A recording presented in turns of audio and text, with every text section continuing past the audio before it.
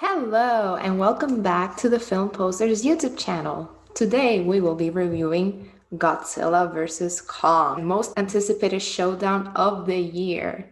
And I am joined today by my co-host, Ana Sofia. So we were very lucky to be invited to a special press screening here in Puerto Rico for this film, and we were so excited because, again, if you have been following us, you know we have been going hard for this film. And for the record, I was Team King Kong.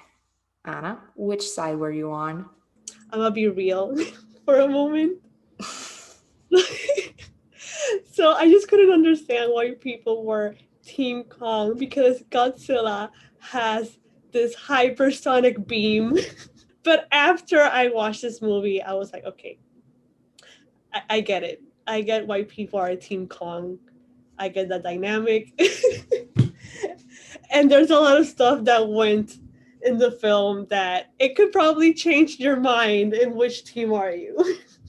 I mean, like Josie said, Kong has thumbs and Godzilla But does Godzilla has atomic beam. thumbs. Okay, so clearly there was, we were in different teams, and like for the record, Josie and Juan were also on Kong's side. So Anna was left alone as Team Godzilla, which no disrespect against Godzilla. Obviously, he's great. We love Godzilla in this house. But it's kind of fun when you pick a side. So I just decided to go with the giant monkey instead of the radioactive iguana. So, a little bit about the film. It is the follow up to, kind of like the whole, like Godzilla was done again for the first time in years in 2014. Then we had Kong Skull Island. Then we had Godzilla King of Monsters. And now we have Godzilla versus Kong, which again is kind of like the conclusion of this, build up that was created since Godzilla in 2014, which a lot of people were excited about because, again, the last Godzilla movie that had come out in the 90s was not as great. And the 2014 one was widely loved by many people. And to me personally, King of Monsters was my favorite one because, again, we saw Ghidorah, we saw Mothra, we saw Rodan, we saw all of these monsters, and I was very pleased with that film. So Godzilla vs. Kong will be releasing in theaters and on HBO Max. And if you're watching this now, it's probably already available. So make sure to check it out. And it is directed by Adam Wingard. And to give you a brief summary, because obviously we know Godzilla and Kong are gonna fight each other, but the summary is: in a time when monsters walk the earth, humanity's fight for its future sets Godzilla and Kong on a collision course that will see the two most powerful forces of nature on the planet collide in a spectacular battle for the ages.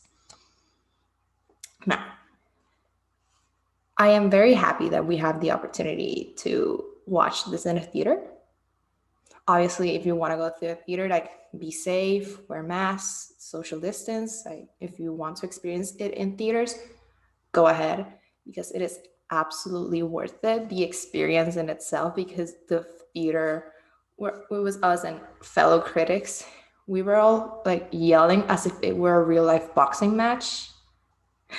So there was a lot of energy in the room, and people were just so excited for this film, and hardcore going for Kong or Godzilla. So the energy was great, and the opening credits are so great, right, Anna? Yeah, I definitely love the opening credits. It's like the movie, it starts out right off the bat. Okay, it doesn't leave no room for exposition or anything at the beginning. It's just a fight, a big monster. It's just explosions everywhere. You're like, okay, this is how you keep people entertained. Yeah, for sure. The film definitely delivers. Like, it's Godzilla versus Kong, and it is Godzilla versus Kong. Like, we get that in every single aspect. The fights are amazing. The special effects are great. Every single aspect about this film is what is exactly what you want to see. Yeah, I feel that they took notes from the last three movies. People generally express how they didn't care about the humans or the relationships that they were building. They just want to see monsters fight. So again, they were self-aware that this is what people wanted and this is what they brought in the table. We just wanted a big monster fight, and this is what we got. And even though if it's all about the monsters, there were some scenes with the humans that they actually like made you care just a bit about them, especially the little girl with her relationship with King Kong.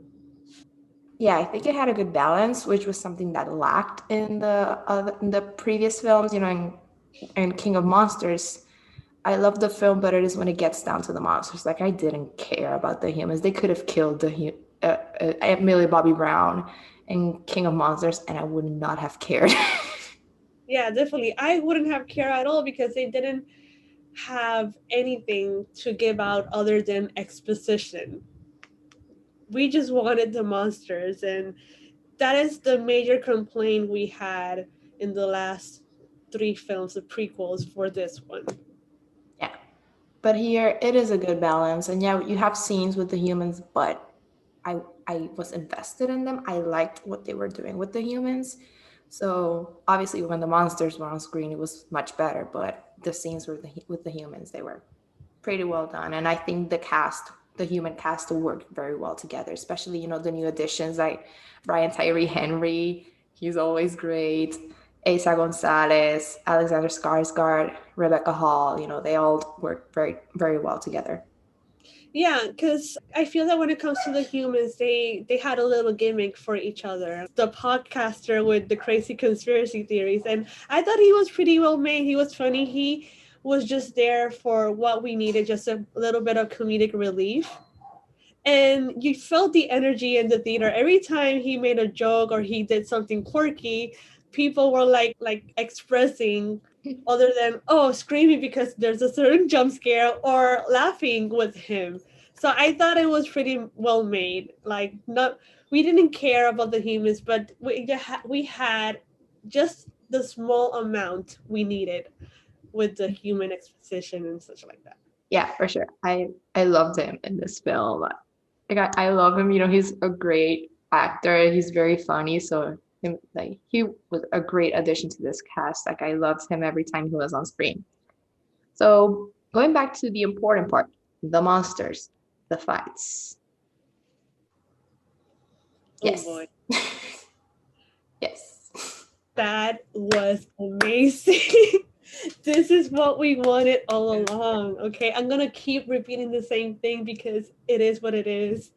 This is what we wanted. We just wanted monster fights. We basically just wanted to see the monsters. This is what we wanted. We don't want it like not many exposition on the humans. We didn't want it to concentrate on the emotions. We just wanted them to fight because that is just the idea of this movie all along. So going back to Team Kong and Team Godzilla, I think you will be pleased with how the story goes, and how each of them are presented, no matter which team you are on, because again, they are both presented as equals, and in no moment we see them be like, Godzilla has the laser beam, he's gonna fry Kong.